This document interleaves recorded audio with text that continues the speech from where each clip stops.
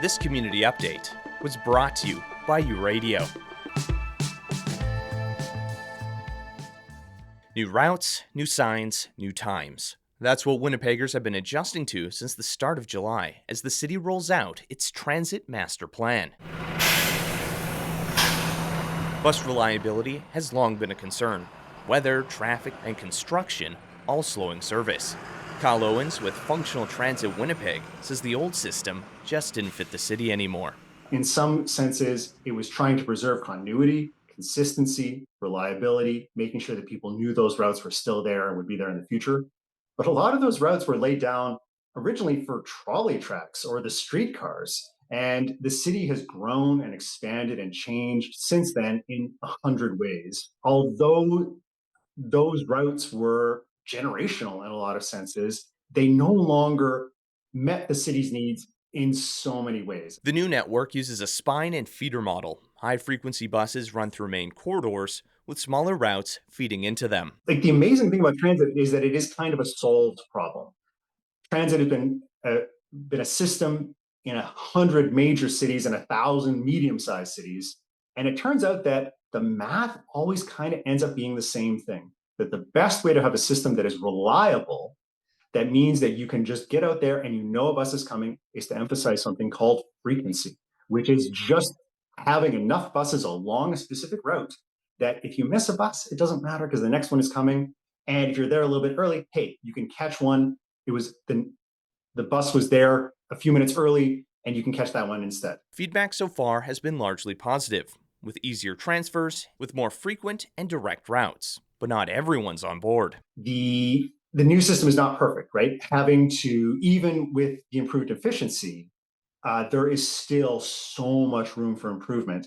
And that is really what we're going to be seeing, right? In the next couple of months, based on use, based on projections, the city can make adjustments. But those adjustments are going to be so much easier because they can extend routes, they can shorten them, they can add feeders. They're not likely to add spines, but not at this time, but in the future they can.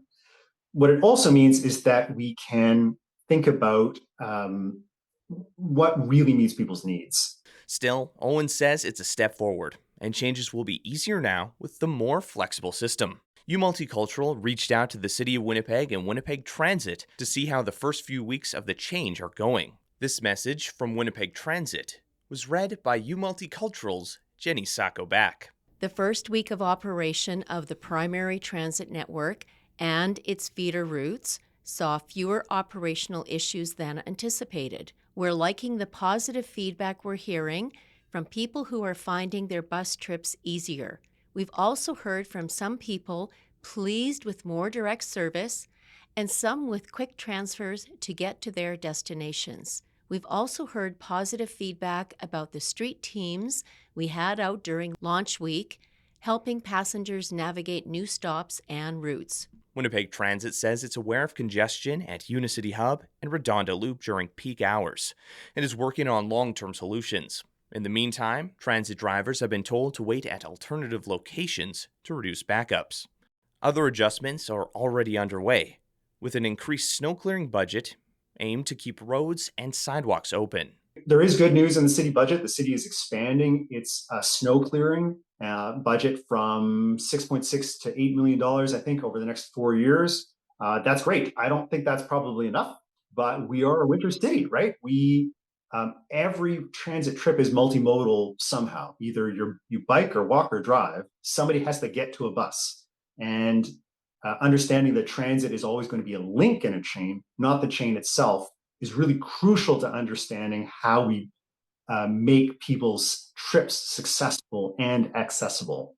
Despite skepticism, early signs are promising. Many riders are reporting faster trip times than expected, and the system is already proving more flexible and responsive than the one it replaced. Owens adds that the coming months, particularly the fall when school begins again, will be the real test of the reliability of these new changes.